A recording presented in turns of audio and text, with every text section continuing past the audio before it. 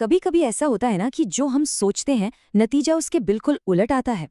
आज हम भोजपुरी सुपरस्टार खेसारी लाल यादव के एक ऐसे ही चुनावी सफर की कहानी देखने वाले हैं जिसने सिर्फ उनके फैंस को ही नहीं बल्कि बड़े बड़े राजनीतिक पंडितों को भी चौंका दिया और कई सवाल खड़े कर दिए।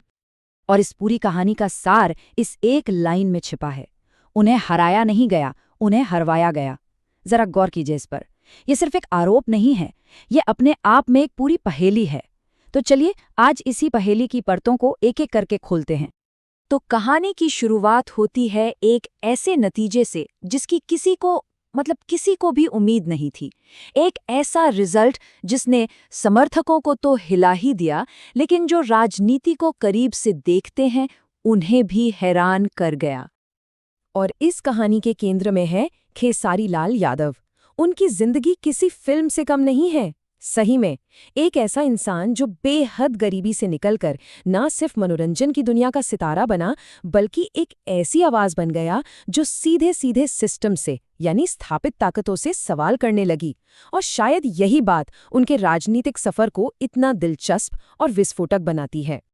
लेकिन नतीजों से पहले का माहौल, अरे वो तो बिल्कुल अलग था। ऐसा लग रहा था कि खेसारी की जीत तो बस एक औपचारिकता है, एक फॉर्मेलिटी है। चलिए देखते हैं कि आखिर ये यकीन इतना पक्का क्यों था। आप बस उस माहौल की कल्पना कीजिए। खेसारी जहां भी जा रहे थे लोगों का हुजूम उमड़ पड़ता था, सड़कें जाम हो जाती थी, मीडिया में भी खबरें चल रही थी और वो इससे सिर्फ एक लहर नहीं बल्कि एक चुनावी तूफान का नाम दे रहे थे। हर तरफ से यही आवाज आ रही थी कि जीत तो होगी और ऐसी होगी जो सारे पुराने रिकॉर्ड तोड़ देगी। तो फिर हुआ क्या? एक तरफ तो जीत का इतना पक्का वाला माहौल और दूसरी तरफ नतीजा आया एक चौंकाने वाली हार। ये जो उम्मीद और हकीकत के बीच का फासला है ना, यही इस पूरे विवाद की असली जड़ है। आखिर इतना बड़ा उलटफेर हो कैसे गया?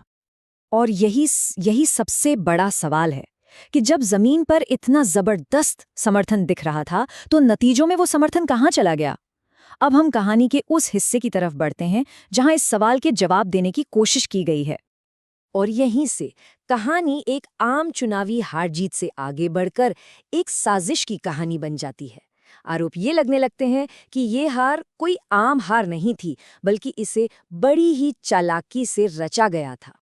तो ये खेल आखिर पलटा कैसे गया? जो आरोप हैं उनके मुताबिक ये सब 3 स्टेप्स में हुआ। पहला, खेसारी का जो मेन सपोर्ट बेस था, मतलब उनका जो वोट बैंक था, उसे तोड़ने की कोशिश हुई। दूसरा, पर्दे के पीछे राजनीतिक समीकरणों को कुछ इस तरह से बदला गया कि हवा का रुख ही बदल गया। और तीसरा और सबसे अहम, आखिरी मौके पर, लास्ट मोमेंट पर कुछ ऐसा हुआ कि पूरी बाजी ही पलट गई। और ये लाइन इन सारे आरोपों का निचोड़ है। यह हार नंबरों की नहीं थी, ये सिस्टम की साजिश थी। मतलब साफ है, आरोप ये है कि ये फैसला जनता के वोटों से नहीं बल्कि उन ताकतों ने किया जो नहीं चाहती थी कि कोई बाहरी व्यक्ति आकर जीत जाए। अच्छा, तो जब नतीजे आ गए उसके बाद क्या हुआ? इस पर लोगों की और खुद खेसारी की क्या प्रतिक्रिया थी? चलिए देखते हैं। इतने बड़े विवाद और हंगामे के बीच जानते हैं खेसारी ने क्या कहा?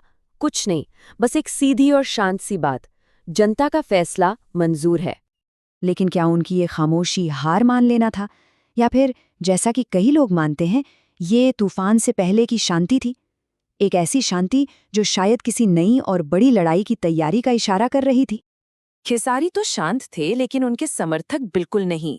सोशल मीडिया पर तो जैसे एक ज्वालामुखी ही फट पड़ा। लोगों ने साफ साफ लिखना शुरू कर दिया कि ये चुनाव नहीं, एक खेल था, कि ये गरीब की आवाज को दबाने की कोशिश थी। तो क्या इसका मतलब ये है कि कहानी यहीं खत्म हो गई? नहीं, बिल्कुल नहीं। अब देखते हैं कि आगे के लिए क्या कहा जा रहा है, क्या संभावनाएं जताई जा रही हैं। यहाँ एक बहुत ही दिलचस्प बात कही जाती है कि आप चुनाव में एक नेता को तो हरा सकते हैं, पर जो भावना लोगों के दिलों में है उसे कैसे मिटाएंगे? यानी ये हार बस एक चैप्टर का अंत हो सकता है, पूरी किताब का नहीं। और ये आखिरी लाइन, ये भविष्य के लिए एक चेतावनी जैसी लगती है। अगली बार लड़ाई और बड़ी होगी और जवाब और भी जोरदार होगा।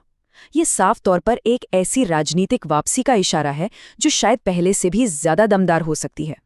तो आखिर में हम फिर से उसी सवाल पर आकर रुक जाते हैं। क्या ये सब जो हुआ वो बस किस्मत का एक खेल था, या फिर इसके पीछे एक बहुत सोची समझी साजिश थी? इस सवाल का जवाब शायद हमें आने वाला वक्त ही देगा।